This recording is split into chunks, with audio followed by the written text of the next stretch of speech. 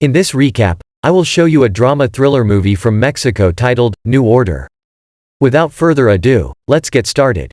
The story begins by showing a hospital full of patients. Then, the patients are transferred to another hospital. Due to the urgency of the situation, an old man named Roland was asked by the doctor for a hospital bill of 200,000 pesos, or $10,037. Later on, a couple named Maureen and Alanis are busy making out at a party. Daniel, who is Maureen's younger brother, arrives. Alan and Maureen are lovers who are going to have a wedding, and this party is their wedding party. Maureen is the daughter of a nobleman, and the guests are certainly rich people, which can be seen by the luxurious outfits they wear. When Maureen's mother, Rebecca, was about to wash her hands, she found the water green, and her face looked very scared. Then she tried to get her husband named Ivan to see the situation. Strangely, when he returned, the water looked clear and clean. So Ivan told his wife not to worry and enjoy the party. But Rebecca didn't seem relaxed and was very nervous. Several times she went back and forth out of the room. After that, Marta called Rebecca, saying there was someone named Roland who wanted to meet her. After they had met, Roland told her that at this time, Elisa, his wife, was seriously ill and needed a lot of money. She was originally in the public hospital, but today some protesters attacked the hospital, so Elisa had to be evicted from there. Roland is planning to take Elisa to a private hospital, which will require more money. But Rebecca can only give $1,747 to Roland. Of course, that's not enough money to pay for the hospital. Not long after, Maureen came, who seemed happy with Roland's arrival. Roland told Maureen about his problems. Maureen is a very kind and polite person who cares about poor people like Roland. Then she called her brother Daniel, asking him to borrow some money for Roland. But Daniel gave Roland only a few dollars and sent him away because he had green paint on his hands. Maureen witnessed this. Then she tried to get the money from the safe, but unfortunately, her mother had changed the password. After that, Maureen took her credit card and went to see Roland. But according to the security guard named Felipe, Roland had left 20 minutes ago. Then Maureen asked Christian to go with her to meet Roland at his house. In a short time, the officiant has arrived, and the wedding between Maureen and Alan is about to begin. Rebecca tells Martha to find Maureen, and Felipe tells her that Maureen had gone out with Christian. From here, Martha calls Maureen and tells her that the official has arrived. Maureen replies that she won't belong and will be home soon. But it seems that the streets are currently blocked by the police because protests are blocking public roads. While on the road, Maureen and Christian heard the news that the protesters were getting violent. Not long after, some of the protesters started to enter people's houses, including Maureen's house.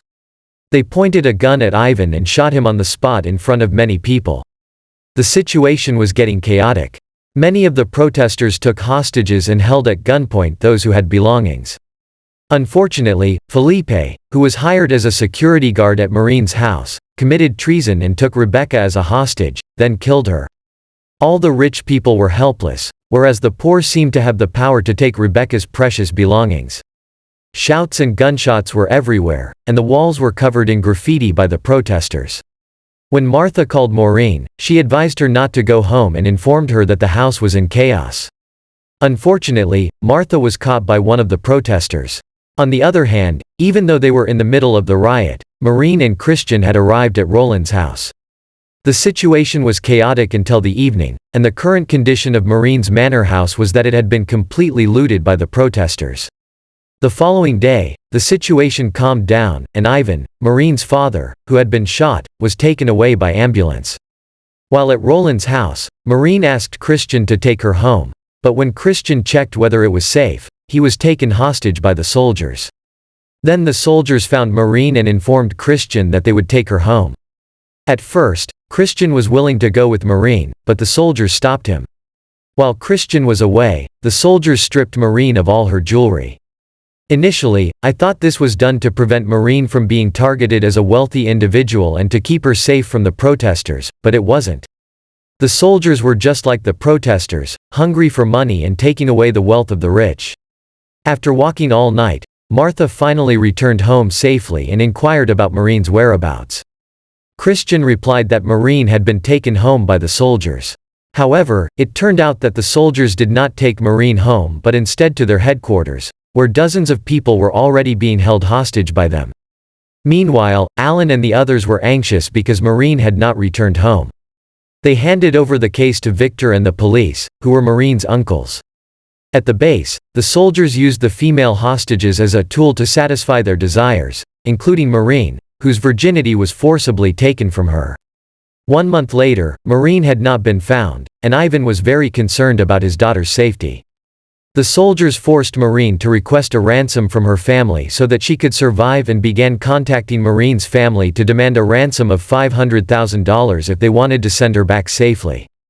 The soldiers also stripped the prisoners of all their clothes and sprayed them with warm water to keep them smelling clean.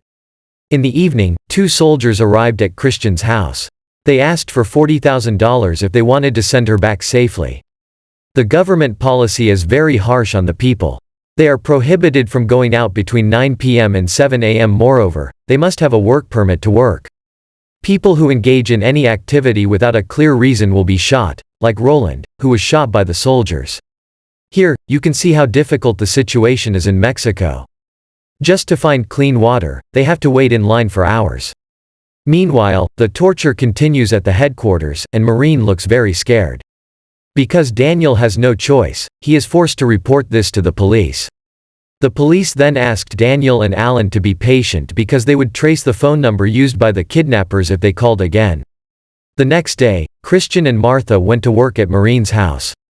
However, during this new policy, they went to work in a car provided by the government, which was heavily guarded by soldiers. Then Christian arrived and met Daniel to explain his purpose for being there. Daniel told Ivan that the 2 soldiers would return Maureen safely if he would pay their ransom, which was $40,000. Since Ivan was very wealthy and wanted Maureen to be safe, he agreed.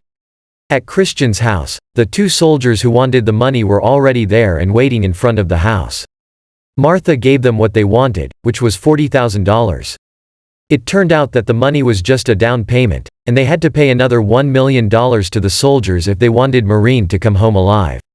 In the morning, Christian and Martha went back to Daniel's house and said that Maureen's kidnappers had not released her. They demanded an additional $1 million. Upon hearing this, Daniel was disappointed and called Victor to report Christian and Martha as Maureen's kidnappers. The police then arrested the 2 soldiers who demanded ransom from Daniel's family, and Martha was taken into custody. From there, the police located Maureen's whereabouts and took her in their car.